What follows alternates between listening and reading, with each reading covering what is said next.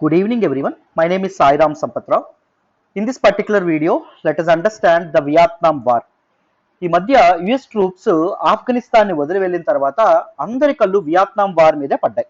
ఎందుకంటే United States of America US 20 ఏళ్లుగా ఆఫ్ఘనిస్తాన్లో పోరాడినప్పటికీ, ఆఫ్ఘనిస్తాన్ గడ్డ మీదకి వచ్చి పోరాడినప్పటికీ ఎటువంటి ఫలితం లేకుండా వెనక్కి తిరిగి వెళ్ళి రావడం అనేది జరిగింది.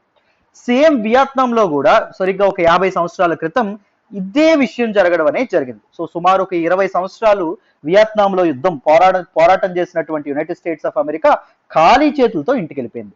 అసలు ఎందుకు వియత్నాం వార్ అనేది అంత important? So what is this Vietnam war, what is the background, what is the history, what is the geography, detailed గా మీకు అర్థమయ్యే విధంగా బ్యాక్గ్రౌండ్ తో సహా చెప్పే ప్రయత్నం చేస్తాను. జాగ్రత్తగా వినండి. So before going in to this particular video, let us once talk about our courses. Before you skipping this ad, 1 minute అన్న ఒక్క నిమిషం అనౌన్స్మెంట్ వినండి. సో మనకి 1st అక్టోబర్ నుంచి న్యూ బ్యాచెస్ అనేవి స్టార్ట్ అవ్వడం అనేది జరుగుతుంది. గుర్తుపెట్టుకోండి, each and every course that we're offering at our institute will come with life time validity. మీకు ఉద్యోగం వచ్చేంత వరకు క్లాసెస్కి మీకు యాక్సెస్ అనేది ఉంటుంది. సో ఆప్షనల్ కోర్సెస్ చూడండి, మీకు పబ్లిక్ అడ్మినిస్ట్రేషన్, పిఎస్ఐఆర్ రెండు సురేష్ సార్ చెప్తారు, ఆంథ్రపాలజీ, సోషియాలజీ ఈ రెండు నేను చెప్తాను. సో ఆప్షనల్స్ కూడా 1వ తారీఖు నుంచి కొత్త బ్యాచెస్ అనేవి స్టార్ట్ అవుతున్నాయి. చక్కగా జాయిన్ అయ్యే ప్రయత్నం చేయండి. ఆప్షనల్ ఫీజు జస్ట్ 30,000 రూపాయలు మాత్రమే. ఓన్లీ రికార్డెడ్ కావాలంటే 20,000 రూపాయల నుంచి స్టార్ట్ అవుతుంది. ఒకసారి మన ప్రత్యూష మేడంకి ఫోన్ చేయండి, మేడంకి ఫోన్ చేసి ఒకసారి డిస్కస్ చేయండి. మీకు చాలా వ్యాలిడేషన్ ఉంటుంది. యూపీఎస్సీ ఇన్ఫినిటీ కూడా కొత్త బ్యాచ్ స్టార్ట్ అవుతుంది. 60,000 రూపీస్ ఫీజు అమ్మ. 60,000 రూపీస్ కూడా నెలకి 5,000 చొప్పున కట్టుకునే అవకాశం కూడా మీకు ఉంది. సో ఆఫ్లైన్ కోర్సెస్ కూడా మీకు మనం ఎంబీపీ కాలనీ వైజాగ్లో ఉన్నాయి. సో ఆఫ్లైన్ మీరు జాయిన్ అవ్వాలన్నా వైజాగ్లో చక్కగా జాయిన్ అవ్వచ్చు. 1st అక్టోబర్ నుంచి యూపీఎస్సీ ఇన్ఫినిటీ ఫీజు చూడండి 70,000 అవుతుంది. ఆప్షనల్ ఫీజు 35,000 అవుతుంది. సో ఈ లోపే మీరు జాయిన్ అయ్యే ప్రయత్నం చేయండి. నెలకి 5,000 చొప్పున కట్టుకునే అవకాశం కూడా మీకు ఉంది. మళ్ళీ చెప్తున్నాను, యూపీఎస్సీ ఇన్ఫినిటీలో మాకేం వస్తాయి సార్?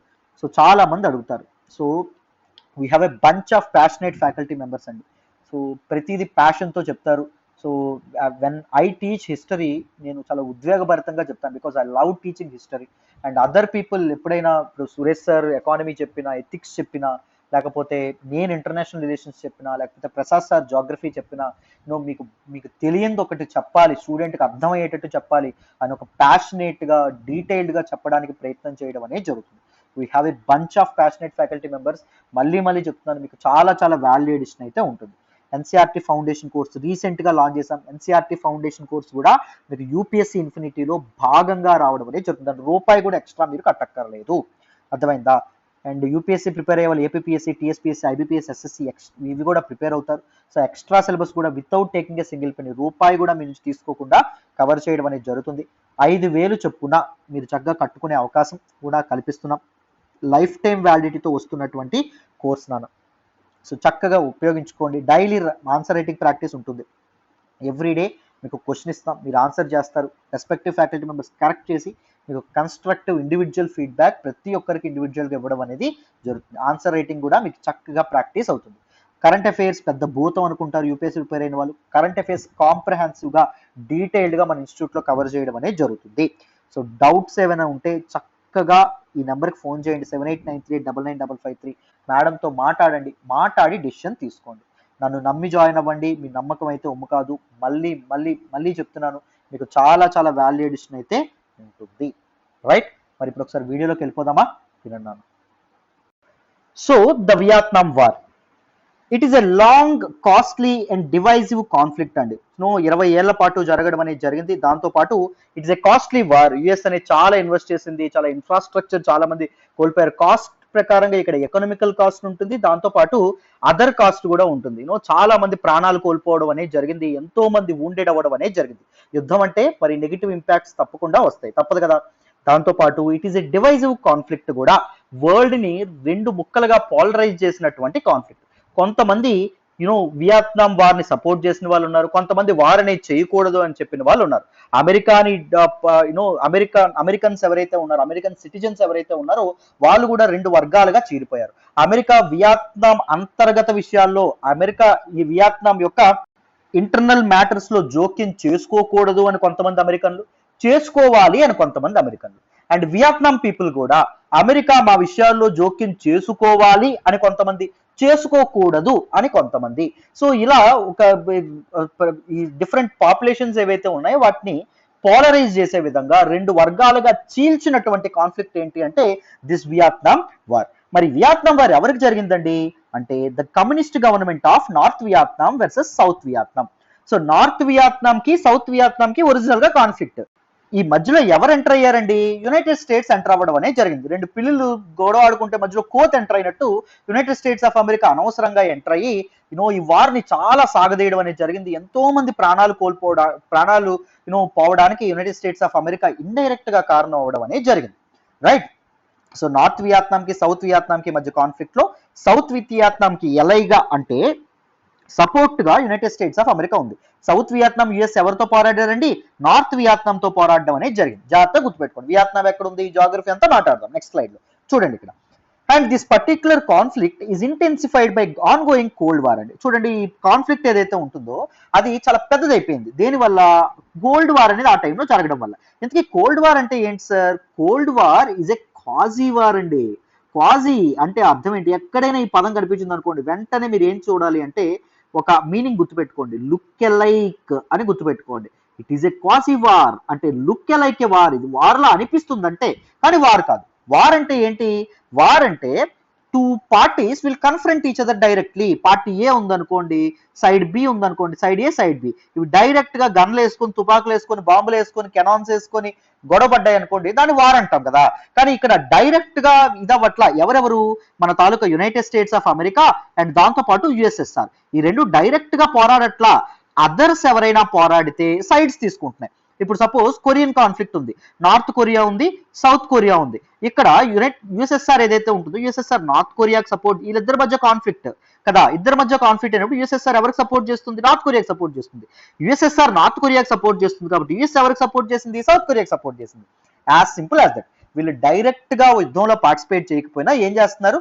సైడ్స్ తీసుకొని వార్ అనేది చేయడం అనేది జరుగుతుంది. కోల్డ్ వార్ టైం, ప్రపంచ యుద్ధం 1945 తర్వాత 1945లో ట్రీటీ ఆఫ్ శాన్ ఫ్రాన్సిస్కో ద్వారా వరల్డ్ వార్ 2 రెండవ ప్రపంచ యుద్ధం అంతం అవడం అనేది జరుగుతుందో, అంతమైన తర్వాత this world was polarised into 2 powers అండి. ఒకటి US backed world, United States of America కొంతమంది సపోర్ట్ చేశారు ప్రపంచ దేశాలు, కొంతమంది యుఎస్ఎస్ఆర్ కి సపోర్ట్ చేయడం అనేది జరిగింది. కొంతమంది నాన్ అలైన్డ్ గా మధ్యలో ఉండిపోయినాయి. అలా నాన్ అలైన్డ్ నేషన్ లో మన ఇండియా కూడా ఒకటి. ఇండియా గోడ మీద పిల్లిలా ఉండిపోయింది. అవతలైపు యుఎస్ కి సపోర్ట్ చేయలేదు, యుఎస్ఎస్ఆర్ కి సపోర్ట్ చేయలేదు, పూర్తిగా సపోర్ట్ చేయలేదు.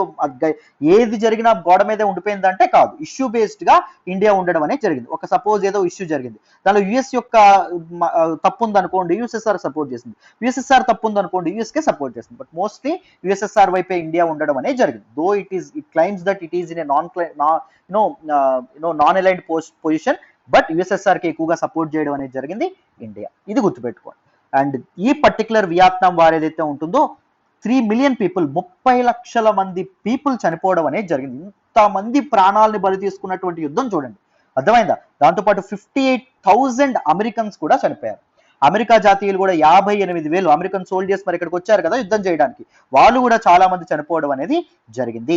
బట్ ఈ చనిపోయినటువంటి 30 లక్షల్లో మోర్ దెన్ హాఫ్, 15 లక్షల కంటే ఎక్కువ మంది వియత్నమీస్ సివిలియన్స్ అంటమ్మ, సామాన్యమైనటువంటి పౌరులు.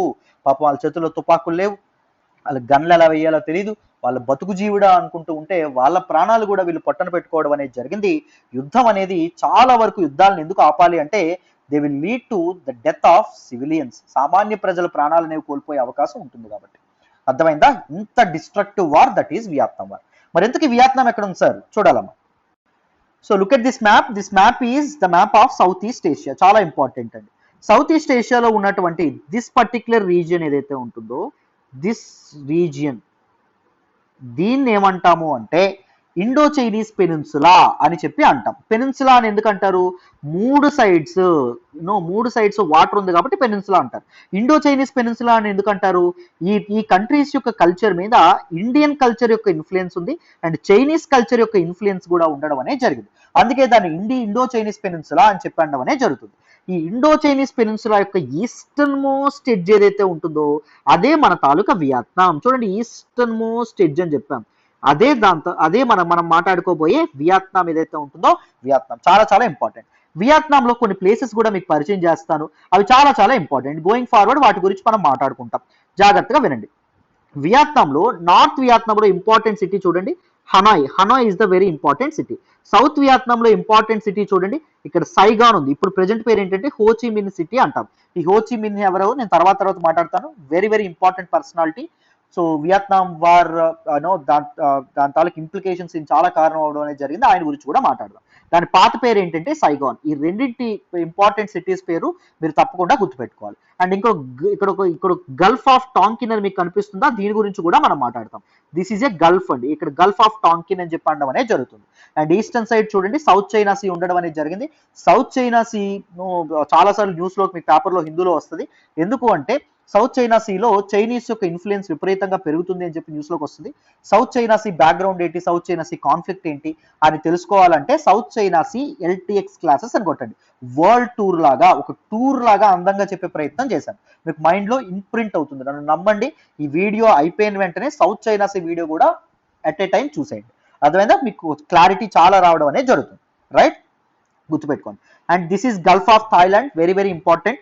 అండ్ నెక్స్ట్ ఇక్కడ ఉండేటటువంటి వియత్నాం కి బౌండరీస్ ఏంటో చూడండి. సో నార్థన్ బౌండరీ వచ్చేసి మన తాలూకా చైనా అండ్ దాంతో పాటు మనకి వెస్టర్న్ బౌండరీస్ వచ్చి లావోస్ అనేది ఉంది. Laos is a land locked country, జాగ్రత్త గుర్తుపెట్టుకోండి, దానికి సీకి యాక్సెస్ ఉండదు. అండ్ ఇక్కడ కాంబోడియా కూడా మనకు ఉండడం అనేది జరిగింది వెస్టర్న్ బార్డర్ గా. అర్థమైందా? అండ్ ఈ రెండు చాలా చాలా ఇంపార్టెంట్. అండ్ దాంతో పాటు ఇక్కడ పాస్ అవుతున్నటువంటి ఒక రివర్ చూడండి, Mekong river. Mekong river is one of the very important river అండి. మెకాంగ్ గంగా కౌన్సిల్ అని కౌన్సిల్ ఉంటుంది, ఇంకోసారి దాని గురించి కూడా వీడియో చేస్తాను. అండ్ మెకాంగ్ రివర్ చాలా జాగ్రత్తగా గుర్తుపెట్టుకోండి. ఇట్ ఆరిజినేట్స్ ఫ్రమ్ చైనాలో ఆరిజినేట్ అవుతుంది హైయర్ హిమాలయాస్ లో. And it passes through many countries, that is Laos and దాంతోపాటు థాయిలాండ్ అండ్ దాంతోపాటు కాంబోడియా అండ్ దాంతోపాటు Vietnam and it drains into South China సీనాను. చాలా చాలా ఇంపార్టెంట్. హిస్టరీకి జాగ్రఫీ చాలా ఇంపార్టెంట్ అండి. జాగ్రఫీ తెలుసుకోకపోతే హిస్టరీ మీకు కొద్దిగా కష్టం అవుతుంది. రైట్, అందుకే ఎక్స్ప్లెయిన్ చేశాను. ఇన్ లావోస్, కాంబోడియా వీటన్నిటి గురించి కూడా తర్వాత మాట్లాడుకుంటాం. జాగ్రత్తగా వీటిని గుర్తుపెట్టుకోండి. నెక్స్ట్ చూడండి. So what is the background of this Vietnam war చూడండి. 1858లో మొదటిసారి ఫ్రెంచ్ వాళ్ళు వియత్నాంలో అడుగు పెట్టడం అనేది జరిగింది. ఇండో చైనీస్ పెనిన్సులా ఏదైతే ఉంటుందో దానిలో చాలా పార్ట్స్ వాళ్ళు ఆక్రమించుకోవడం అనేది జరిగింది. కొలోనియల్ ఎరా టైంలో ఫ్రెంచ్ వాళ్ళు మొదటిసారి వియత్నాంలో 1858లో అడుగు పెట్టడం అనేది జరిగింది. 1858 నుంచి 1940 వరకు వియత్నాం అనేది ఫ్రెంచ్ అండర్లో ఉండడం అనేది జరిగింది. ఫ్రెంచ్ ఇన్ఫ్లుయెన్స్ లో ఉండడం అనేది జరిగింది. అయితే 1940లో ఎప్పుడైతే రెండవ ప్రపంచ యుద్ధం వరల్డ్ వార్ 2 అనేది మొదలవ్వడం అనేది జరిగిందో అదే టైంలో జపనీస్ ఇంపీరియలిజం అనేది విపరీతంగా పెరుగుతుంది. కాబట్టి Japanese coming forward towards the west, చాలా ప్రాంతాలను ఆక్రమించుకోవాలనుకుంటుంది. సో రెండవ ప్రపంచ యుద్ధంలో యాక్సిస్ పవర్స్ లో భాగంగా ఉన్నటువంటి జపాన్ ఏదైతే ఉంటుందో జపాన్ ఫోర్సెస్ అనే వియత్నాం ని క్యాప్చర్ చేసుకోవడం అనేది జరుగుతుంది. రెండవ ప్రపంచ యుద్ధం ఎవరెవరి మధ్య జరుగుతుందంటే second world war allied powers and దాంతోపాటు యాక్సిస్ పవర్స్ మధ్య జరగడం అనేది జరుగుతుంది. ఎలైడ్ పవర్స్ అంటే ఇప్పుడు యునైటెడ్ నేషన్స్ సెక్యూరిటీ కౌన్సిల్, ఐక్యరాజ్య సమితి భద్రతా మండలిలో పర్మనెంట్ మెంబర్స్ గా 5 నేషన్స్ ఏవైతే ఉన్నాయో మీ అందరికీ తెలుసు. ఒకటి United States of America, 2 United Kingdom, 3వది ఫ్రాన్స్, 4వది చైనా, 5వది రష్యా. ఇవన్నీ ఉండడం అనేది జరిగింది. అప్పటి యుఎస్ఎస్ఆర్ ఇవన్నీ ఉండడం అనేది జరిగింది ఎలైడ్ ఫోర్సెస్ గా. యాక్సిస్ ఫోర్సెస్ గా మాత్రం జపాన్, జర్మనీ ఇవన్నీ ఉండడం అనేది జరిగింది. సో ఎలైడ్ పవర్స్ కి యాక్సిస్ పవర్స్ కి జరిగినటువంటి వార్ లో వరల్డ్ వార్ 2లో ఎలైడ్ పవర్స్ విన్ అవ్వడం అనేది జరుగుతుంది. సో వార్ అనేది 1945లో ఎండ్ అవుతుంది. కానీ స్టార్టింగ్ టైంలో జపనీస్ ఫోర్సెస్ ఏం చేస్తాయి, వియత్నాంలో తమ ఫోర్సెస్ యొక్క బేసెస్ ఏవైతే ఉన్నాయో అవి ఏర్పాటు చేసుకుంటాయి. 1945లో after the world war 2 world war second treaty of San Francisco ద్వారా అయిపోతుంది. యాక్సిస్ పవర్స్ ఏవైతే ఉన్నాయో ఇవన్నీ ఓడిపోవడం అనేది జరుగుతుంది. ఎలైడ్ పవర్స్ ఏవైతే ఉన్నాయో ఇవి గెలవడం అనేది జరుగుతుంది. ఎలైడ్ పవర్స్ లో ఫ్రాన్స్ భాగంగా ఉంది కదా, ఫ్రాన్స్ ఏం చేస్తుంది, జపనీస్ నుంచి వియత్నాం నుంచి తిరిగి తీసుకోవడం అనేది జరుగుతుంది. తిరిగి తీసుకొని ఫ్రెంచ్ కి సపోర్ట్ గా ఉన్నటువంటి ఎంపరర్ బావోదాయ్ ఎవరైతే ఉన్నారో ఆయన్ని వియత్నాం మొనార్క్ కింద, వియత్నాంలో రాజు కింద ఆయన్ని ఇది చేయడం అనేది జరుగుతుంది. ఈజ్ ఎ పపెట్ రోలర్ అండి. ఫ్రెంచ్ వాళ్ళు ఏం చెప్తే అది చేసే విధంగా ఇది చేస్తారు. Why French were very interested in Vietnam? Because of oil. చమురు నిల్వలు ఏవైతే ఉన్నాయో అప్పుడప్పుడే వియత్నాంలో బయటపడుతూ ఉండడం అనేది జరిగింది. అందుకే ఫ్రెంచ్ తమ కొలోనియల్ టైమ్స్ ఇంకాస్త ముందుకు తీసుకువెళ్లాలని చెప్పి అనుకుంటున్నాయి. సో ఒక పపెట్ రోల్ అనేటువంటి బావోదాయ్ ఎవరైతే ఉన్నారో ఆయన వియత్నాం మొనార్క్ కింద ఆయన్ని ఇది చేయడం అనేది జరిగింది. సో ఈ ఫ్రెంచ్ వాళ్ళు ఎవరైతే ఉన్నారో ఫ్రెంచ్ వాళ్ళు అండ్ దాంతోపాటు జపాన్ వాళ్ళు ఎవరైతే ఉన్నారో జపాన్ వాళ్ళు ఈ పరాయి దేశాల యొక్క హోల్డ్ నుంచి మా స్వదేశమైనటువంటి వియత్నాం ఏదైతే ఉంటుందో దాన్ని కాపాడుకోవాలి అని చెప్పి ఒక్కడు నిల్చున్నాడండి. ఏ మార్పైనా ఒక్కడితో మొదలవుతుంది కదా, ఆ ఒక్కడి గురించి మనం ఇప్పుడు మాట్లాడుకుంటాం. చూడండి నాన్న. సో ఆయన పేరే హో చి మిన్. సో ఇక్కడ మీరు పక్కన చూస్తున్నటువంటి పిక్ చూడొచ్చు, ఆయన చనిపోయే ముందు ఆయన తాలూకా picture. Ho Chi Minh is a prominent political leader అండి, చాలా important leader from Vietnam. And ఇతను ఒక పొలిటికల్ పార్టీని ఏర్పాటు చేయడం అనేది జరిగింది. ఆ పొలిటికల్ పార్టీ ఏంటి అంటే Viet Minh is the political party. So Viet Minh is the league for the independence of Vietnam. Vietnam యొక్క స్వతంత్రం కోసం ఈయన వియత్ మిన్ అనేటటువంటి పార్టీని ఏర్పాటు చేశారు. వియత్నాం స్వతంత్రం ఎవరి నుంచి? బోత్ మన తాలూకా ఫ్రెంచ్ వాళ్ళ నుంచి అండ్ దాంతోపాటు జపనీస్ వాళ్ళ నుంచి. జపనీస్ వాళ్ళు ఎలా వెళ్ళిపోయారు. ఇప్పుడు వియత్ మిన్ ఉన్నటువంటి ఓన్లీ థ్రెట్ ఎవరు? ఫ్రెంచ్ వాళ్ళు. ఫ్రెంచ్ వాళ్ళ నుంచి స్వతంత్రం కోసం ఆయన ప్రయత్నిస్తున్నాడు. And is greatly inspired by the Chinese and Soviet communism. Is a communist leader అండి, అర్థమైందా? So Chinese and Soviet communism ఏదైతే ఉంటుందో దాని నుంచి చాలా స్ఫూర్తి పొందుతాడు. అండ్ కమ్యూనిజం ని వియత్నాంలో స్థాపించాలని చెప్పి గట్టిగా నమ్మినటువంటి వ్యక్తి. So why he started Viet Minh? To fight of both Japanese occupiers and French colonial administration. రెండింటిని పారద్రోలాలి వియత్నాం గడ్డ నుంచి అని చెప్పి ఈయన స్టార్ట్ చేస్తాడు. నెక్స్ట్ చూడండి. అయితే మరి వియత్నాం మరి ఎప్పుడైతే మన జపనీస్ ఫోర్సెస్ ఏవైతే ఉన్నాయో వియత్నాం ఎప్పుడైతే వదిలిపోతాయో మన వియత్ మిన్హ్ ఏదైతే ఉంటుందో ఇట్ వాస్ ఫార్మ్డ్ బై హో చిన్ మిన్హ్. సో ఆ ఫోర్సెస్ వియత్ మిన్హ్ యొక్క ఫోర్సెస్ వాళ్ళ తాలూకా సోల్జర్స్ కలిపి northern city of Hanoi, Hanoi చూపిందాక మీకు మ్యాప్ లో చూపించాను, హనాయ్ని వాళ్ళు ఆక్రమించుకోవడం అనేది జరుగుతుంది. ఆక్రమించుకొని వాళ్ళు వియత్నాం ని ఏమని డిక్లేర్ చేస్తారంటే Vietnam is Democratic republic of Vietnam, DRV అని చెప్పి డిక్లేర్ చేయడం అనేది జరుగుతుంది. జాగ్రత్తగా గుర్తుపెట్టుకోండి. డెమోక్రటిక్ రిపబ్లిక్ ఆఫ్ వియత్నాం గా ఇది చేస్తారు. డెమోక్రటిక్ రిపబ్లిక్ ఆఫ్ వియత్నాం ఈ సింప్లీ నార్త్ వియత్నాం అని చెప్తారు. సో దానికి ప్రెసిడెంట్ ఎవరు? Ho is the president. No this particular Ho Chi Minh ఎవరైతే ఉన్నారో ఆయన ప్రెసిడెంట్ గా ఉన్నారు. అండ్ ఫ్రాన్స్ మరి జపనీస్ నుంచి ఫ్రాన్స్ అధికారంలోకి వచ్చింది కదా, ఫ్రాన్స్ ఒక పప్పెట్ రూల్ నియమించిందని చెప్పామో, ఆయన పేరు బావో. ఆయన దేన్ని ఏర్పాటు చేస్తారు? సౌత్ ని క్యాప్చర్ చేసుకోవడం అనేది జరుగుతుంది. సౌత్ లో ఉండేటటువంటి సైగాన్ అనేటటువంటి ప్లేస్, ఇదిగోండి ఇప్పుడు హో చిన్ మిన్ సిటీ అని పేరు పెట్టారు. సో ఎప్పుడైతే వియత్నాం యూనిఫికేషన్ అనేది జరుగుతుందో దాని గురించి తర్వాత మాట్లాడుకుంటాం. ఈ సైగాన్ ఏదైతే ఉంటుందో అక్కడ దాన్ని క్యాపిటల్ గా చేసుకొని రిపబ్లిక్ ఆఫ్ వియత్నాం ని డిక్లేర్ చేస్తాడు 1949లో. Government of republic of Vietnam అని చెప్పి అండం అనేది జరుగుతుంది. జిఆర్వి అండం అనేది జరుగుతుంది. నేను going forward DRV democratic republic of Vietnam అంటే నార్త్ వియత్నాం అడ్మినిస్ట్రేషన్, జాగ్రత్త గుర్తుపెట్టుకోండి. Going forward Government of republic of Vietnam, GRV అంటే దట్ ఈస్ సౌత్ వియత్నాం, జాగ్రత్తగా గుర్తుపెట్టుకోండి. అర్థమైందా? I may use alternate words. So అప్పుడు మాత్రం ఈ రెండు మీరు గుర్తుపెట్టుకోండి. అర్థమైందా? మరి మన హో చిన్ మిన్ తాలూకు అడ్మినిస్ట్రేషన్ హనాయ్ లో ఉంది. And south Vietnam republic of Vietnam మన ఫ్రెంచ్ బ్యాక్ పప్పెట్ రూలర్ బావో యొక్క అడ్మినిస్ట్రేషన్ సైగాన్ లో ఉంది. రైట్, గుర్తుపెట్టుకోండి. నార్త్ అండ్ సౌత్ సైడ్స్ ఏవైతే ఉన్నాయో వాటి రెండింటి తాలూకా కామన్ ఏమేంటి? Unified Vietnam. వియత్నాం కలిసిపోయి వియత్నాం ని మెయిన్ రిప్రజెంట్ చేయాలంటే హోల్ వియత్నాం ని హో ఏమంటాడు? నేను రిప్రజెంట్ చేయాలి అంటాడు. Democratic republic of Vietnam represent చేయాలి అంటాడు. అండ్ మన తాలూకు ఇదేదైతే ఉంటుందో మన బావో ఏమండం అనేది జరుగుతుంది, హోల్ వియత్నాం ని నేను రిప్రజెంట్ చేయాలి విత్ సైగాన్ యాజ్ క్యాపిటల్ అని చెప్పి ఫ్రాన్స్ వాళ్ళు అండ్ దాంతోపాటు బావో కలిపి ఇలా అంటారు.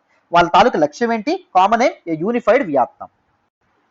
మరి వియత్నాం వార్ అనేది ఎలా స్టార్ట్ అయింది? Vietnam war is basically the conflict between north Vietnam and south Vietnam. జాగ్రత్త గుర్తుపెట్టుకో. నార్త్ వియత్నాంలో ఎవరున్నారు? డెమోక్రటిక్ రిపబ్లిక్ ఆఫ్ వియత్నాం ఉంది, హో యాజ్ ప్రెసిడెంట్. సౌత్ లో ఎవరున్నారు? Government of republic of Vietnam, GRV ఉంది. దీనికి బావో ఎవరున్నారు? ఆయన మొనార్క్ గా ఉండడం అనేది జరిగింది. ఈయనకి government of republic of Vietnam ఏదైతే ఉంటుందో దీనికి సపోర్ట్ ఎవరున్నారు? ప్రెజెంట్ ఫ్రెంచ్ వాళ్ళు ఉన్నారు, ఇంకా అమెరికా ఎంటర్ అవ్వలేదు. జాగ్రత్తగా గుర్తుపెట్టుకోండి. అర్థమైందా?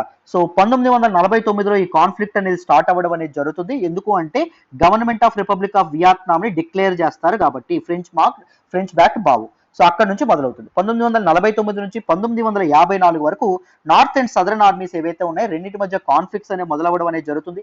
మే 1954లో మే 1954లో ఒక ఇంపార్టెంట్ బ్యాటిల్ అనేది జరుగుతుంది. That is battle of Dien Bien Phu. Battle of Dien Bien Phu ఎవరి మధ్య జరుగుతుందంటే northern Vietnam, that is Democratic republic of Vietnam forces and southern army plus French. Southern army ఏదైతే ఉంటుందో సదరన్ వియత్నాం అండ్ ఫ్రెంచ్ వాళ్ళు ఎవరైతే ఉన్నారో French వాళ్ళ మధ్య జరగడం అనేది జరుగుతుంది. దీనిలో నార్థన్ వియత్ మిన్ ఏదైతే ఉంటుందో అది విజయం సాధించడం అనేది జరుగుతుంది. మన తాలూకు హో ఆర్మీ ఏదైతే ఉంటుందో అది విజయం సాధించడం అనేది జరుగుతుంది. సో అక్కడతో ఫ్రెంచ్ వాళ్ళ తాలూకా ఇన్ఫ్లుయెన్స్, ఫ్రెంచ్ వాళ్ళ తాలూకా డామినెన్స్ ఇండో చైనీస్ పెనిన్సులాలో ఎండ్ అవ్వడం అనేది జరుగుతుంది. ఫ్రెంచ్ వాళ్ళు తప్పనిసరిగా వియత్నాం ని వదిలి రావడం అనేది జరుగుతుంది, because they lost this battle of Dien Dien Bien Phu that was fought between northern and southern armies. అర్థమైందా? నెక్స్ట్ చూడండి. సో 1950s అదే టైంలో ఒక పక్కన మనకి ఈస్టర్న్ సైడ్ వియత్నాంకి ఈస్ట్ లో కొరియన్ కాన్ఫ్లిక్ట్ ఒకటి నడుస్తూ ఉంటుంది. నేను కొరియన్ కాన్ఫ్లిక్ట్ గురించి కూడా వీడియో చేస్తానండి. నార్త్ కొరియా సౌత్ కొరియా మధ్య కాన్ఫ్లిక్ట్ ఏదైతే ఉంటుందో అది నడుస్తుంది. దానిలో United nations UN forces piece keeping forces ఏవైతే ఉన్నాయో అవి కూడా ఎంటర్ అవుతాయి. అది చాలా తీవ్రతరంగా అవుతుంది. అది కూడా కోల్డ్ వార్ లో భాగమే. నార్త్ కొరియాని కమ్యూనిస్ట్ బ్యాక్ అయినటువంటి USSR forces Soviet Union forces support చేస్తాయి. సౌత్ కొరియాని యునైటెడ్ స్టేట్స్ ఆఫ్ అమెరికా ఏదైతే ఉంటుందో అది సపోర్ట్ చేయడం అనేది జరుగుతుంది. చాలా మంది ప్రాణాలు కోల్పోతారు. రెండు అగ్రరాజ్యాలు. ఎప్పుడైనా ఒక సేయింగ్ ఉంటది, when two elephants fight the grass that suffers అని. రెండు ఎలిఫెంట్స్ పెద్దవి రెండు గొడవాడుకుంటే కింద గ్రాస్ ఏదైతే ఉంటుందో అది కదా దానికి కదా అసలైన ఇబ్బంది, మొత్తం అంతా నలిగిపోతుంది కదా గ్రాస్ కింద ఉన్నటువంటి గ్రాస్ అని చెప్పి అంటారు. సో రెండు అగ్రరాజ్యాలు that is USSR and United States of America మధ్య యుద్ధం వల్ల చిన్న చిన్న దేశాలు వాళ్ళ సామాన్యమైనటువంటి ప్రజలు అమాయకమైన ప్రజలు చాలా మంది ప్రాణాలు కోల్పోయారు. సో ఏషియాలో జరుగుతున్నటువంటి కాన్ఫ్లిక్ట్స్ ఏవైతే ఉన్నాయో వాటన్నిటిని సామరస్యంగా పరిష్కరించాలని చెప్పి జెనీవా కాన్ఫరెన్స్ జరగడం అనేది జరుగుతుంది. ఎప్పుడు అంటే జూలై 1954లో 1954లో. Geneva is in Switzerland. ఎందుకు? నార్త్ అండ్ సౌత్ వియత్నాం మధ్య పీస్ అనేది శాంతికి ఒకటి కుదరాలి, కాన్ఫ్లిక్ట్స్ అనేవి జరగకూడదు. అండ్ దాంతోపాటు నార్త్ కొరియా సౌత్ కొరియా మధ్య కూడా పీస్ అనేది జరగాలి అనేటటువంటి ఉద్దేశంతో. సో దీనిలో ఏం చేస్తారు, ఈ తాలూకా వియత్నాం ఏదైతే ఉంటుందో వియత్నాం స్ప్లిట్ చేయాలి అని నిర్ణయిస్తారు. Along 17th parallel. What is the 17th parallel? 17 degrees north latitude అండి. లాటిట్యూడ్ అంటే అక్షాంశము అని అర్థం. ఇక్కడెక్కడ ఈక్వేటర్ ఉంటుంది, అర్థమైందా? ఈక్వేటర్ కి హారిజెంటల్ గా ఉన్నటువంటి లాటిట్యూడ్స్ అని చెప్పి అంటాం. హారిజెంటల్ గా నార్త్ సైడ్ ఉంటే నార్త్ లాటిట్యూడ్స్, సదరన్ సైడ్ ఉంటే సౌత్ లాటిట్యూడ్స్ అని చెప్పి అనడం అనేది జరుగుతుంది.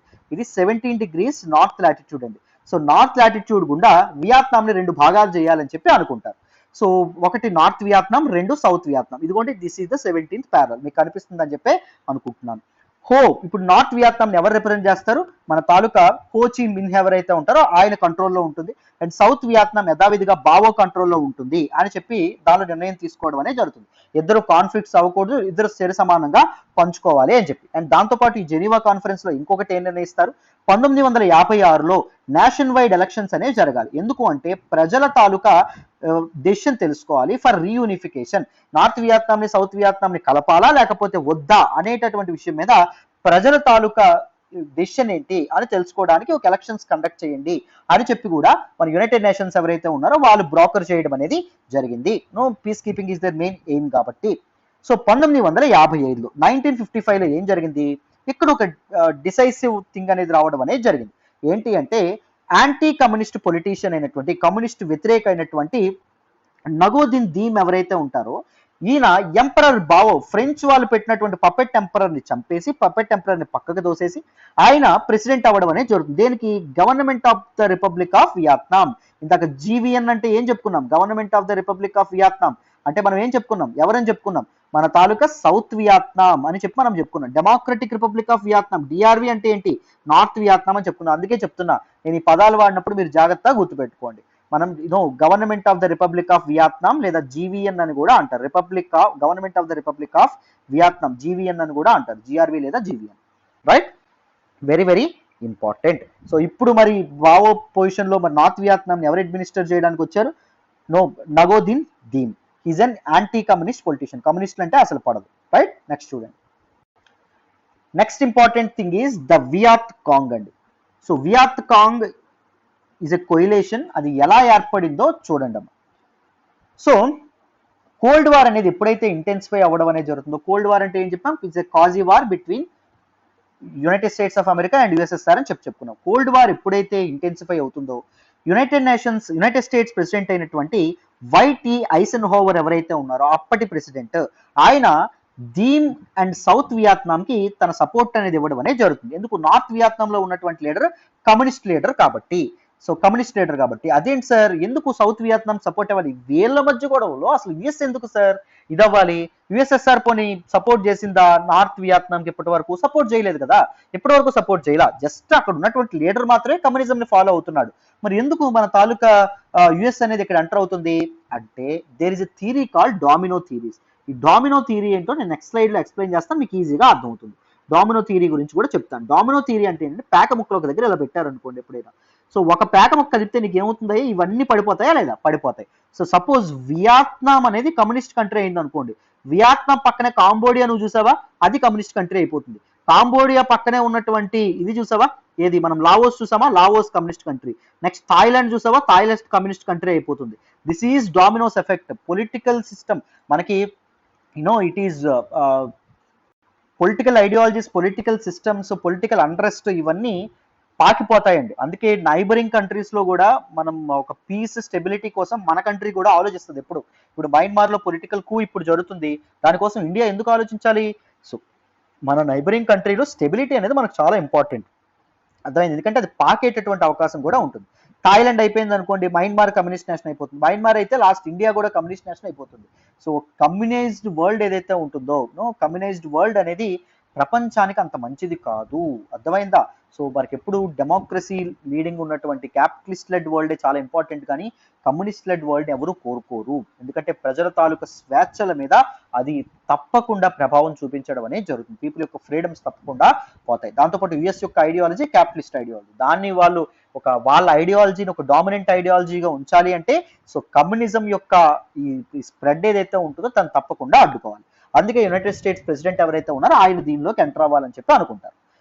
సౌత్ వియత్నాం కి ట్రైనింగ్ అండ్ ఎక్విప్మెంట్ అనేది ప్రొవైడ్ చేస్తారు యునైటెడ్ స్టేట్స్ ఆఫ్ అమెరికా నుంచి, అండ్ ఫండింగ్, ఎకనామిక్ సపోర్ట్ కూడా సౌత్ వియత్నాం కి ఇస్తారు. ఈ సౌత్ వియత్నాం ఫోర్సెస్ ఏవైతే ఉన్నాయో అవి ఏం చేస్తాయి, సౌత్ వియత్నాం లో ఉన్నటువంటి వియత్ మిన్ సింపథైజర్స్ ఎవరైతే ఉన్నారో వాళ్ళందరినీ క్రాక్ డౌన్ చేస్తాయి.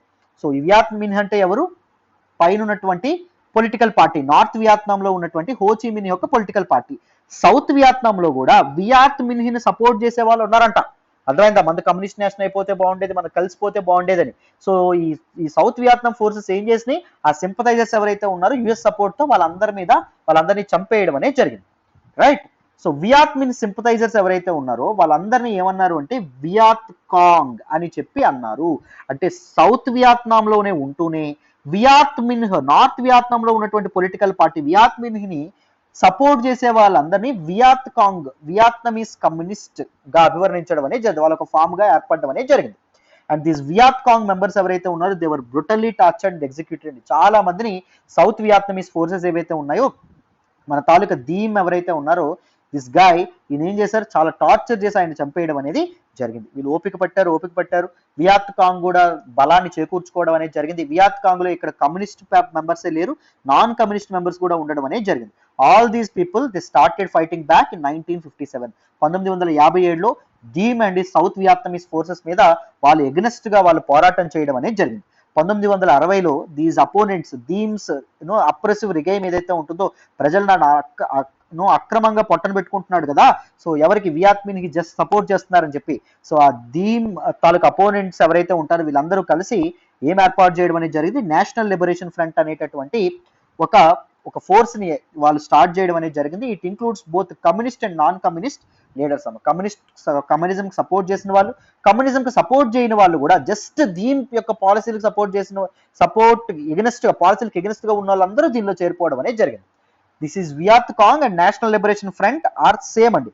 They both is the coalition or grouping of the opponents of Diem అమ్మ. అర్థమైందా? ఇక్కడ వరకు అర్థమైందని అనుకుంటున్నాను. నెక్స్ట్ చూడండి. So let us look at this dominoes theory. International relations లో, పొలిటికల్ సైన్స్ లో చాలా ఇంపార్టెంట్ థియరీ అండి.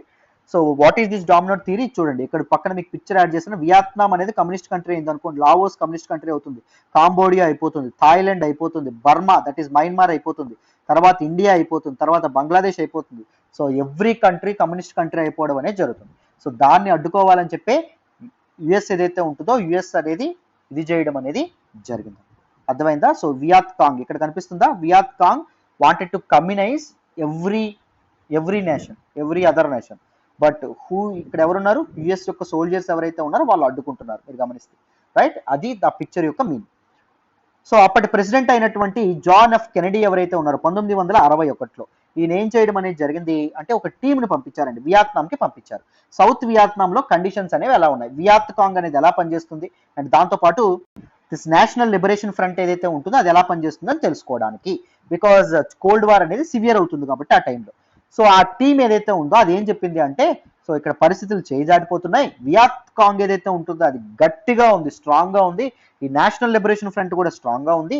సో అమెరికా అనేది సౌత్ వియత్నాంకి మిలిటరీ సపోర్ట్ ఇవ్వాలి, ఎకనామిక్ సపోర్ట్ ఇవ్వాలి, టెక్నికల్ సపోర్ట్ ఇవ్వాలి. ఎవరికి? దియామ్కి. Diem is he is representing what?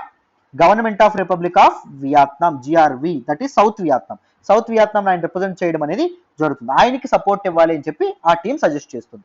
So 1962 ఆ టీంకి సజెస్ట్ చేయడంతో 1962కి యుఎస్ ట్రూప్స్ ఏవైతే ఉన్నాయి, యునైటెడ్ స్టేట్స్ ఆఫ్ అమెరికా యొక్క ట్రూప్స్ 9,000కి చేరుకోవడం అనేది జరుగుతుంది.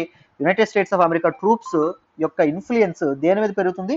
మన తాలూకా వియత్నాంలో విపరీతంగా పెరగడం అనేది జరుగుతుంది. రైట్, నెక్స్ట్ చూడండి.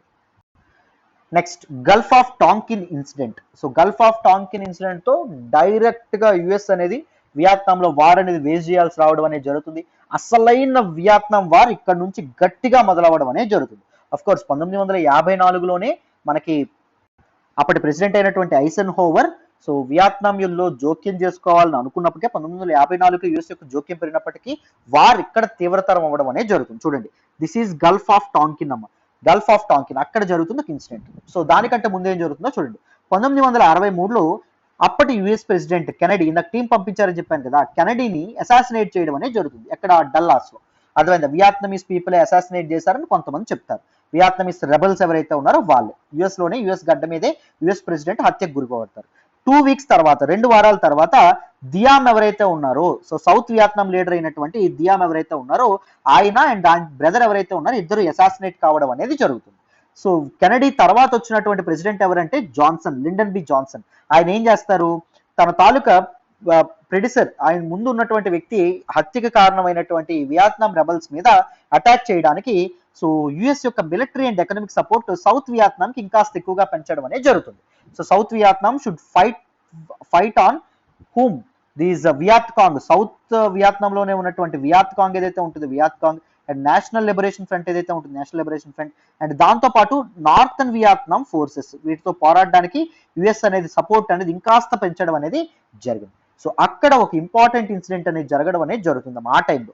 ఆగస్టు 1964లో 1964 ఆగస్టులో DRV, democratic republic of Vietnam, that is north Vietnam forces ఏవైతే ఉన్నాయో, టార్పెడో బోట్స్ ఏవైతే ఉన్నాయో అవి ఏం చేస్తాయి? యుఎస్ యొక్క బోట్స్, డిస్ట్రాయర్ బోట్స్ ఏవైతే ఉన్నాయో వాటి మీద అటాక్ చేస్తాయి. ఎక్కడ? గల్ఫ్ ఆఫ్ టాంకిన్ లో అటాక్ చేయడం అనేది జరుగుతుంది. కొంతమంది ఏమంటారంటే దిస్ ఎవ్రీథింగ్ ఈ staged. US literally wanted to enter in to Vietnam at any cost. Vietnam war లో ఫుల్ ఫ్లెడ్జ్డ్ గా ఎంటర్ అవ్వాలని అనుకుంటుంది. సో దానికి ఒక కారణం కావాలి కదా, అందుకోసం అని చెప్పి యుఎస్ ఈ నాటకం అనేది చేసింది. సో ఏం జరగలేదు అని చెప్పి కొంతమంది అంటారు. కొంతమంది నిజంగానే democratic republic of Vietnam attack చేసిందని కొంతమంది అంటారు. సో గల్ఫ్ ఆఫ్ టాంకిన్ లో అటాక్ జరగడంతో యునైటెడ్ స్టేట్స్ ఆఫ్ యుఎస్ యొక్క కాంగ్రెస్, మనకి పార్లమెంట్ ఎలాగో ఇండియాకి యుఎస్ కి కాంగ్రెస్ ఉండడం అనేది జరుగుతుంది. It is the ultimate law making body. US Congress ఏం చేస్తుంది? గల్ఫ్ ఆఫ్ టాంకిన్ రిజల్యూషన్ ఏదైతే ఉంటుందో దీన్ని పాస్ చేయడం అనేది జరుగుతుంది. గల్ఫ్ ఆఫ్ టాంకిన్ రిజల్యూషన్ పాస్ చేయడం ద్వారా పోటస్ అంటే president of the United states, అర్థమైందా, అప్పటి ప్రెసిడెంట్ అయినటువంటి జాన్సన్ ఎవరైతే ఉన్నారో ఆయనకు ఫుల్ వార్ మేకింగ్ పవర్స్ అనేవి లభిస్తాయి. అంటే ఎంతమంది ట్రూప్స్ నైనా పంపించేటటువంటి అధికారాన్ని, ఎంత ఫండింగ్ అయినా ఇచ్చి వార్ అక్కడ వేస్ట్ చేసే అధికారాన్ని ఇవ్వడం అనేది జరుగుతుంది. అర్థమైందా? So United States of America అప్పుడు ఏం చేసింది? వియత్నాంలో ట్రూప్స్ తో అడుగు పెట్టడం అనేది జరిగింది. లక్షలాది ట్రూప్స్ వియత్నాంలో ఎంటర్ అవ్వడం అనేది జరిగింది to fight Viet Cong and National liberation Front and దాంతోపాటు North Vietnam forces. And US దాంతోపాటు పక్కనే ఉన్నటువంటి లావోస్ మీద కూడా బాంబ్స్ వేయడం అనేది జరిగిందండి. ఇదిగోండి ఈ పక్కనే ల్యాండ్ లాక్డ్ కంట్రీ అని చెప్పామా ఇందాక, లావోస్ మీద కూడా అటాక్ చేయడం అనేది జరిగింది. ఎందుకు అంటే హోచి మిన్ ట్రైల్ ఏదైతే ఉంటుందో దాన్ని ఇది చేయడానికి. This particular thing is Ho Chi Minh trail. So మీకు ఇక్కడ పూర్తిగా అరేంజ్ చేసి చూపిస్తాను చూడండి. సారీ చూడండి, మీకు ఇక్కడ అరేంజ్ చేసి కంప్లీట్ గా చూపిస్తాను. ఈ పిక్చర్ కనిపిస్తుందని అనుకుంటున్నాను. ఈ పిక్చర్ లో మీకు అర్థమవుతుంది చూడండి. ఈ నార్త్ వియత్నాం ఉందా, ఈ నార్త్ వియత్నాం నుంచి సౌత్ వియత్నాంలో ఎవరు పోరాడుతున్నారు? సౌత్ వియత్నాంలో వియత్ కాంగ్ రెబల్స్ ఎవరైతే ఉన్నారో వాళ్ళు ఉన్నారు. వియత్ కాంగ్ అంటే ఎవరు? సో నార్త్ వియత్నాం యొక్క సింపథైజర్స్, హో యొక్క సింపథైజర్స్. సో ఆయనకి సౌత్ వియత్నాంలో ఉంటూనే ఆయనకి సపోర్ట్ చేసేవాళ్ళు. అండ్ వీళ్ళ తాలూకా నేషనల్ లిబరేషన్ ఫ్రంట్ ఏదైతే ఉంటుందో ఫ్రంట్. మరి వీళ్ళకి ఏం కావాలి? వెపన్స్ కావాలా వద్దా? వీళ్ళకి వెపన్స్ నార్త్ వియత్నాం నుంచి వస్తున్నాయి. ఎలా వస్తున్నాయి? త్రూ దిస్ హో చి మిన్ ట్రైల్ నుంచి వస్తున్నాయి. ఇవే ద్వారా వస్తున్నాయి. చూడండి, సో ఇలా రావడం అనేది జరుగుతుంది. కాకపోతే ఇక్కడ 17th ప్యారలల్ ఉంది. 17th ప్యారలల్ ఇక్కడ ఉండడం వల్ల ఏం జరుగుతుంది, అక్కడ కన్ఫర్మ్ గా బార్డర్ దగ్గర ఏముంటారు, సోల్జర్స్ ఉంటారు. బోత్ యుఎస్ సోల్జర్స్ ఉంటారు, సౌత్ వియత్నాం సోల్జర్స్ ఉంటారు. సో వాళ్ళు ఏం చేస్తున్నారు, నార్త్ వియత్నాం నుంచి లావోస్ కి పంపించి, లావోస్ నుంచి సౌత్ వియత్నాంకి, అండ్ ఇక్కడ కాంబోడియా నుంచి సౌత్ వియత్నాంకి ఇలా పంపిస్తున్నారు. సో ఈ వేస్ ఏవైతే ఉన్నాయో వీటిని డిస్టర్బ్ చేయడానికి, సో ఎటువంటి సంబంధం లేనటువంటి లావోస్ ఏదైతే ఉంటుందో, లావోస్ మీద వాళ్ళు బాంబ్స్ తో అటాక్ చేయడం అనేది జరిగింది యునైటెడ్ స్టేట్స్ ఆఫ్ అమెరికా. అర్థమైంది, ఎందుకు ఈ వెపన్స్ సప్లై చేయడం ఏదైతే ఉంటుందో దాన్ని కంప్లీట్ గా డిస్టర్బ్ చేసి డిస్ట్రాయ్ చేయడానికి. అర్థమైందా? సో అది ఇంకా సీరియస్ ఇష్యూ అవ్వడం అనేది జరిగింది. నెక్స్ట్ చూడండి. Now William Westmoreland, he is a United States of America general. ఇంకా వారిని తీవ్రతరం చేశారు. ఇది చాలా మంది క్రిటిసైజ్ చేస్తారు. Is a war veteran, is a war general. ఈయన తీసుకున్నటువంటి కొన్ని స్టాన్సెస్ వల్ల చాలా మంది అమెరికన్ సోల్జర్స్ కూడా చనిపోయారు. సో ఈయన గురించి కూడా తెలుసుకుందాం. అయితే ఎప్పుడైతే కాంగ్రెస్ రెజల్యూషన్ అనేది పాస్ చేయడం అనేది జరుగుతుందో, Gulf of Tonkin resolution, by March 1965 1 lakh US combat troops Vietnam ని చేరుకోవడం అనేది జరుగుతుంది. 1,00,000 మంది సోల్జర్స్ వచ్చేస్తారు వియత్నాం కి, ఫ్లైట్స్ వేసుకొని, దట్ ఈస్ ఎయిర్ క్రాఫ్ట్స్ వేసుకొని. అండ్ 1966 కి ఎనదర్ 1 lakh యుఎస్ ట్రూప్స్ ఏవైతే ఉన్నాయో అవి ఇక్కడికి చేరుకోవడం అనేది జరుగుతుంది. అండ్ యుఎస్ యొక్క ఎలైస్ ఎవరైతే ఉన్నారో సౌత్ కొరియా, యుఎస్ యొక్క friends south Korea, Thailand, Australia, New Zealand, ఇవి కూడా ట్రూప్స్ ని పంపించడం అనేది జరుగుతుంది. ఎక్కడికి, వియత్నాం కి పంపించడం అనేది జరుగుతుంది. సో యుఎస్ సోల్జర్స్, యుఎస్ కంబాటెంట్స్ ఎవరైతే ఉన్నారో వాళ్ళని లీడ్ చేస్తున్నటువంటి జనరల్ విలియం వెస్ట్మోర్లాండ్ ఎవరైతే ఉన్నారో, ఈయన పాలసీ ఆఫ్ అట్రిషన్ ఏదైతే ఉంటుందో అది ఫాలో అవ్వడం అనేది జరుగుతుంది. అట్రిషన్ అంటే సివియర్ సప్రెషన్ అండి, వీకెండ్ చేయడం వాళ్ళ తాలూకా స్ట్రెంగ్త్. సో ఇక్కడ వీళ్ళ తాలూకా ఇప్పుడు యుఎస్ ట్రూప్స్ తాలూకా ఇదేంటి, సౌత్ వియత్నాం ఏదైతే ఉంటుందో సౌత్ వియత్నాం ని సేఫ్ గార్డ్ చేయడం, అంతేనా.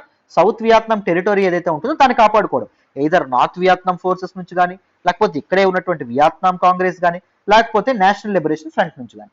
బట్ జనరల్ విలియం వెస్ట్మోర్లాండ్ ఏం చేశారు అంటే, ఒక అగ్రెసివ్ అప్రోచ్ అనేది స్టార్ట్ చేశారు. దాన్ని పాలసీ ఆఫ్ అట్రిషన్ అంటాం. He wanted to kill enemy troops. So వాళ్ళు అటాక్ చేస్తేనే అటాక్ చేయడం కాదు, సో నేనే వాళ్ళ దగ్గరికి వెళ్ళి వాళ్ళని అటాక్ చేస్తాను, వాళ్ళకు ఎక్కడైతే దాక్కున్నారో కలుగుల్లోకి చొరబడి మరి వాళ్ళని అటాక్ చేస్తాను. వాళ్ళ అడవులు ఏవైతే ఉన్నాయో అడవుల్లోకి చొరబడి మరి నేను అటాక్ చేస్తాను. కొంతమంది అడవుల్లో చాలా మంది వియత్కాంగ్ రెబల్స్ వీళ్ళందరూ దాక్కున్నారు. సో యుఎస్ ఏం చేసేది అనుకున్నారు, కెమికల్ వెపన్స్ ఏవైతే ఉన్నాయో కెమికల్ వెపన్స్ ఎయిర్ క్రాఫ్ట్ నుంచి కింద పడేసేవాళ్ళండి, డ్రాప్ చేసేవాళ్ళు. ఏజెంట్ ఆరెంజ్ అని చెప్పి ఉంటుంది, వెరీ సివియర్ వెపన్. దానివల్ల యుఎస్ సోల్జర్స్ కూడా పోస్ట్ ట్రామాటిక్ డిసీజెస్ అనేవి రావడం అనేది జరిగింది. సైకలాజికల్ గా చాలా మంది ఎంపైర్ అవ్వడం అనేది జరిగింది. ఈవెన్ యుఎస్ ట్రూప్స్ మీద కూడా అలాంటి కెమికల్ వెపన్స్ తాలూకు అటాక్స్ అనేవి చాలా ఎక్కువ ఉన్నాయి. సో ఆ టైంలో కెమికల్ వెపన్స్ చాలా వాడేవాళ్ళు. But subsequently many anti chemical weapon usage కింద చాలా అగ్రిమెంట్స్ అనేవి జరగడం అనేది జరిగింది, కెమికల్ వెపన్స్ వాడకూడదని చెప్పి. అండ్ దాంతోపాటు చాలా వియత్నాంలో ఉంటే చాలా అడవులు కూడా కాలిపోయి, చాలా న్యాచురల్ వెజిటేషన్ ఏదైతే ఉంటుందో అది కూడా చాలా నష్టం వాటిల్లడం అనేది జరిగింది because of this Vietnam war and because of this General William Westmoreland. 1966 1966 కి లార్జ్ ఏరియాస్ ఆఫ్ సౌత్ వియత్నాంలో large areas free fire zones గా డిజిగ్నేట్ చేయడం అనేది జరిగింది. అక్కడ ఫైరింగ్ ఇష్టం వచ్చినట్టు చేసుకోవచ్చు. సో ఈ ఫ్రీ ఫైర్ జోన్స్ నుంచి, so the aim is people, సామాన్యులు ఎవరైతే ఉంటారో వాళ్ళు తరలించి, ఈ రెబల్స్ ఎవరైతే ఉన్నారో వాళ్ళు కోత కోయడం, వాళ్ళని చంపడం. సో B-52 ఎయిర్ క్రాఫ్ట్స్ వాడి చాలా మంది, చాలా అడవుల్ని వీళ్ళు నాశనం చేయడం అనేది జరిగింది. చాలా బాంబ్స్ ని అడవుల మీద, ఫారెస్ట్ మీద, ఈ ల్యాండ్స్ మీద, ఫ్రీ ఫైర్ జోన్స్ మీద డ్రాప్ చేయడం అనేది జరిగింది, రైట్.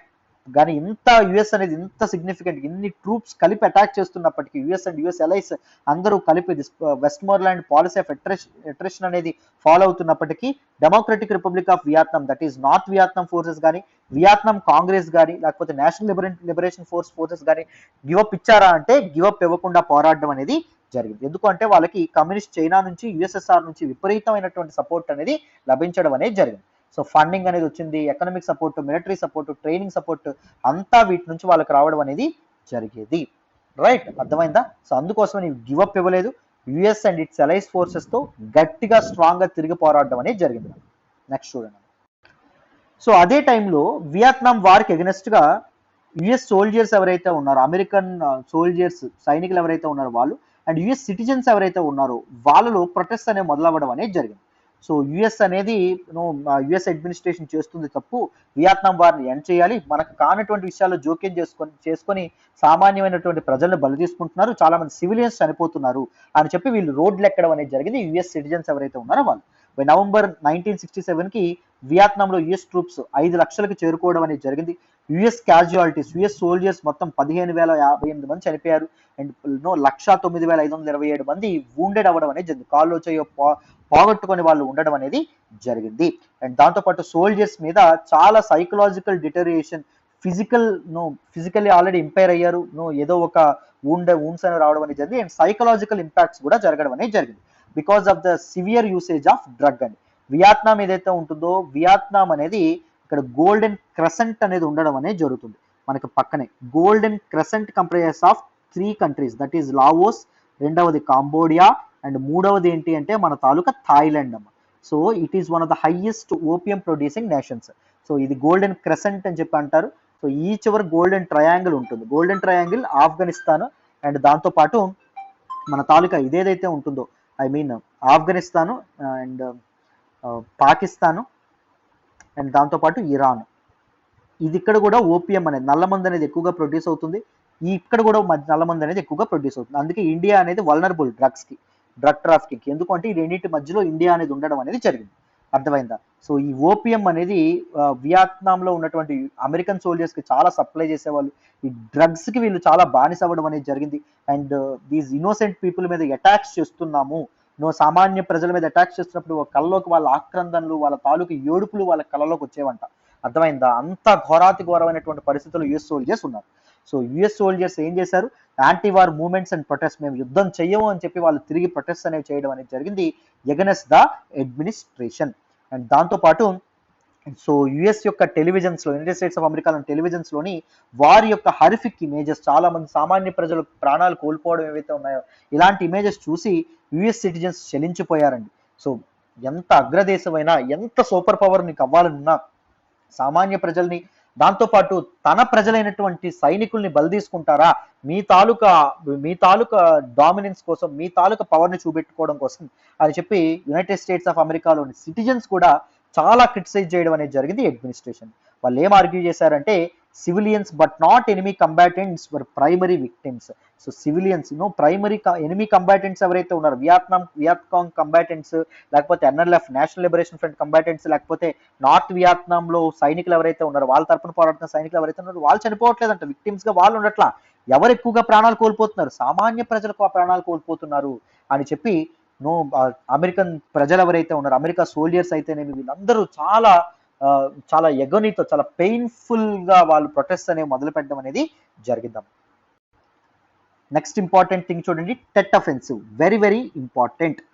సో చాలా ఇంపార్టెంట్ అమ్మా. What is this Tet offensive? ఇది ఎలా Vietnam this is called watershed moment in Vietnam war అని చెప్పి అంటారు. వెరీ ఇంపార్టెంట్ ఈవెంట్ అని చెప్పి అంటారు. జాగ్రత్తగా వినండి, క్లియర్ గా అర్థమవుతుంది. సో 1967 చివరి నాళ్ళకి ఈవెన్ హనాయ్లో ఉన్నటువంటి, హనాయ్ గుర్తుందా, నార్థన్ వియత్నాంలో ఉన్నటువంటి సిటీ, మనకి సదరన్ వియత్నాంలో సిటీ గుర్తుందా, సైగాన్ గుర్తుందని అనుకుంటున్నాను. హనాయ్లో ఉన్నటువంటి కమ్యూనిస్ట్ లీడర్షిప్ ఏదైతే ఉంటుందో చాలా ఇంపేషెంట్ గా ఉంటుంది. ఎందుకంటే వార్ అనేది నెంబర్ ఆఫ్ ఇయర్స్ వెళ్తూనే ఉండడం అనేది జరిగింది. సో ఎవరికి ఒక విజయం అనేది రావట్లేదు. సో వాళ్ళు ఏం చేస్తారు, దాంతోపాటు యుఎస్ సిటిజన్స్ యుఎస్ కి ఎగనెస్ట్ గా ఉన్నారు, యుఎస్ అడ్మినిస్ట్రేషన్ కి, యుఎస్ సోల్జర్స్ కూడా యునైటెడ్ స్టేట్స్ ఆఫ్ అమెరికాకి ఎగనెస్ట్ గా ఉండడం అనేది జరిగింది. సో ఇదే సమయంలో మనం యుఎస్ ఫోర్సెస్ అండ్ దాంతోపాటు government of republic of Vietnam ఏదైతే ఉంటుందో, సౌత్ వియత్నాం సోల్జర్స్ మీద అటాక్ చేస్తే బాగుంటుంది అని చెప్పి వాళ్ళు ఒక సివియర్ అటాక్ అనేది లాంచ్ చేస్తారు. దాన్ని టెట్ అఫెన్సివ్ అంటారు. January 31st, 1968, 1968 జనవరి 31, 70,000 మంది democratic republic of Vietnam forces, అంటే నార్త్ వియత్నాం ఫోర్సెస్ ఎవరైతే ఉన్నారో వాళ్ళు టెట్ అఫెన్సివ్ లాంచ్ చేయడం అనేది జరుగుతుంది. What is this TET? మనకి ఉగాది ఎలాగో, మనం ఇప్పుడు మన తెలుగు పీపుల్ కి, తెలుగు వాళ్ళకి మనకి న్యూ ఇయర్ ఏమంటాం, కొత్త సంవత్సరాన్ని ఉగాది అని పిలుస్తాం, ఎలాగో వాళ్ళు కొత్త సంవత్సరాన్ని టెట్ అని చెప్పి పిలవడం అనేది జరుగుతుంది. అదే ఎవరు వియత్నాంలో. సో అప్పుడు జరిగినటువంటి అటాక్స్ కాబట్టి టెట్ అఫెన్సివ్ అని చెప్పి అనడం అనేది జరిగింది. So fears attacks, 100+ south Vietnamese cities, మనకి సౌత్ వియత్నమీస్ సిటీస్ ఏవైతే ఉన్నాయో సిటీస్ పైన నార్త్ వియత్నాం వాళ్ళు చాలా సివియర్ అటాక్స్ అనేవి మొదలు పెట్టడం అనేది జరిగింది. మరి United States of highly equipped United States of America and government of republic of Vietnam, south Vietnam forces అనే ఊరుకుంటాయా, అవి కూడా సివియర్ గా ఫైట్ చేయడం అనేది జరిగిందని. వెస్ట్మోరెలాండ్ ఎవరైతే ఉన్నారో ఆయన 2 lakh ట్రూప్స్ ని ఎక్స్ట్రా అడగడం అనేది జరిగింది. అర్థమైందా? సో నార్త్ వియత్నాం వాళ్ళు టెట్ అఫెన్సివ్ లాంచ్ చేశారు, 2 లక్షల ట్రూప్స్ ఎక్స్ట్రా కావాలి. ఎక్స్ట్రా ఏదైతే నార్త్ వీళ్ళు ఎవరైతే ఉంటారో I mean north Vietnam forces మీద అటాక్ చేస్తామని చెప్పడం అనేది జరిగింది.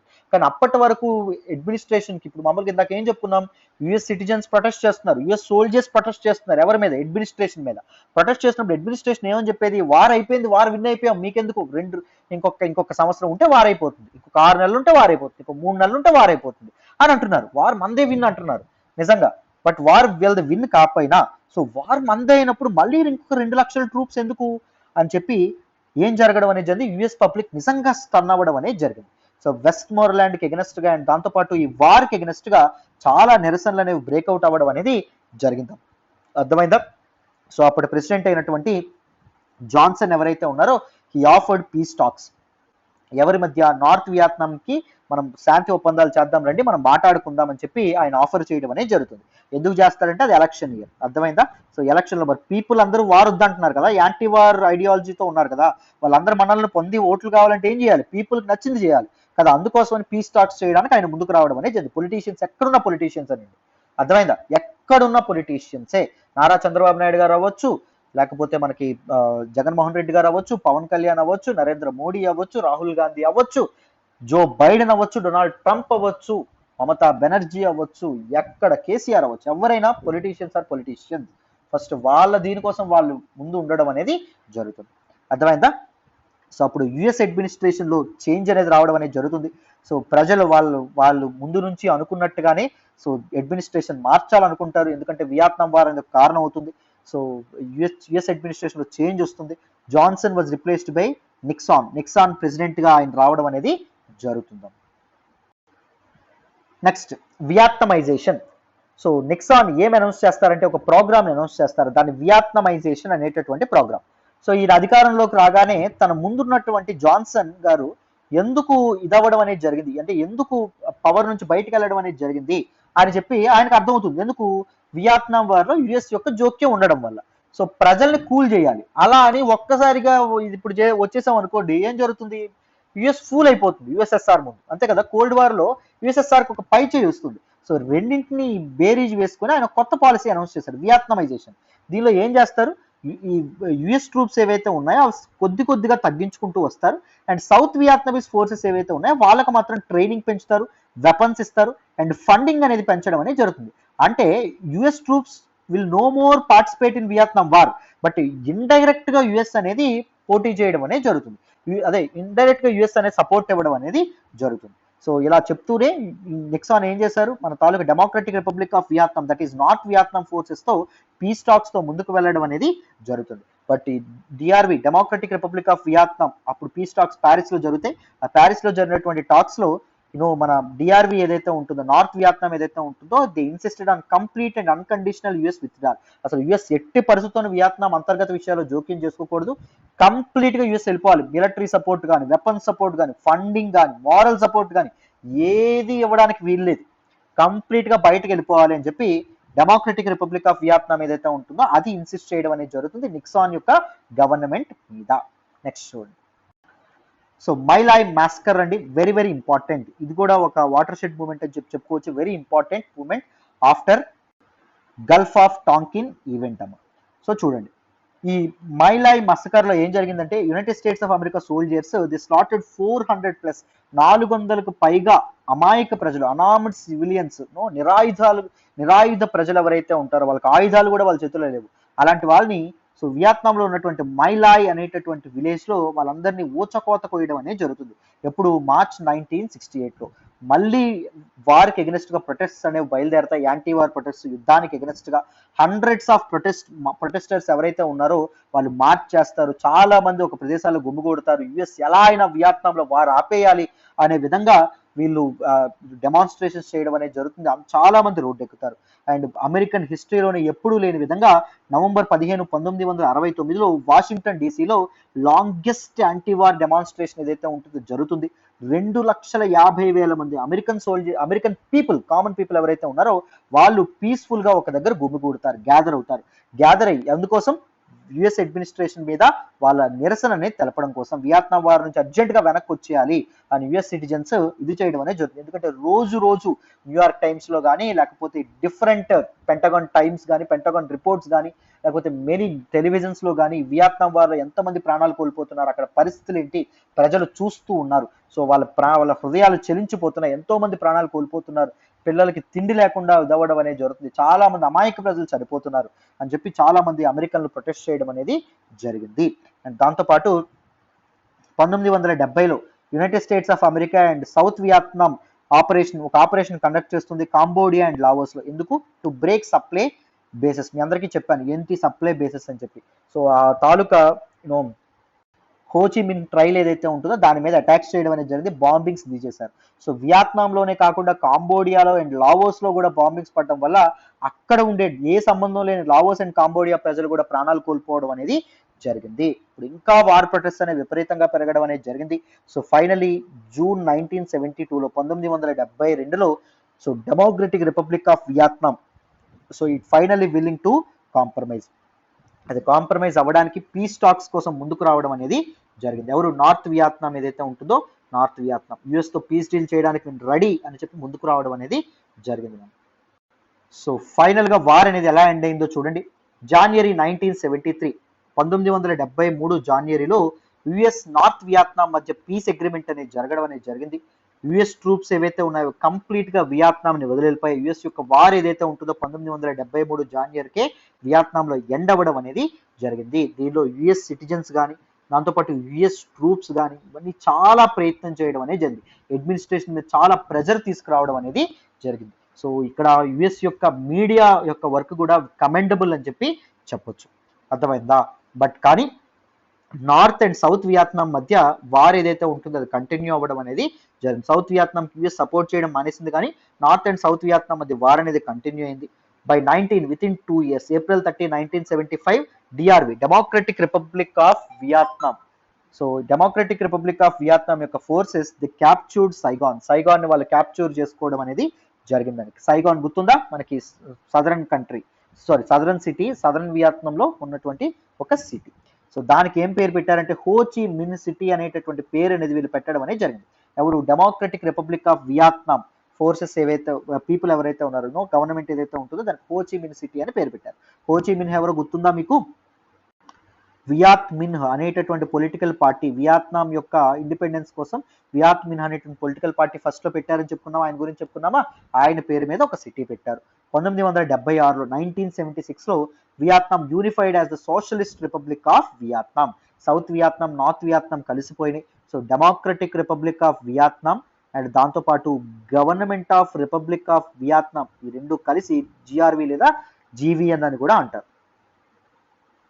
ఈ రెండు కలిపి సోషలిస్ట్ రిపబ్లిక్ ఆఫ్ వియత్నాం గా ఏర్పడడం అనేది జరిగింది. సో ఇప్పుడు ఉన్నటువంటి కంట్రీ వియత్నాం ని సోషలిస్ట్ రిపబ్లిక్ ఆఫ్ వియత్నాం అని చెప్పి అంటారు. నెక్స్ట్ చూడండి. సో మరి వార్ యొక్క ఇంప్లికేషన్స్ ఏంటి? వార్ వల్ల ఎంత నష్టం జరిగింది, ఏం జరిగింది? సో మొత్తం 2 million పైగా వియత్నాం పీపుల్ ఎవరైతే ఉన్నారో వాళ్ళు చనిపోవడం అనేది జరిగింది. వియత్నాం ప్రజలు చనిపోవడం అనేది జరిగింది. 3 million పైగా వూండెడ్ అవ్వడం అనేది జరిగింది. మొత్తం వియత్నాం వార్లో 3 million చెప్పాను, 30 లక్షల మంది.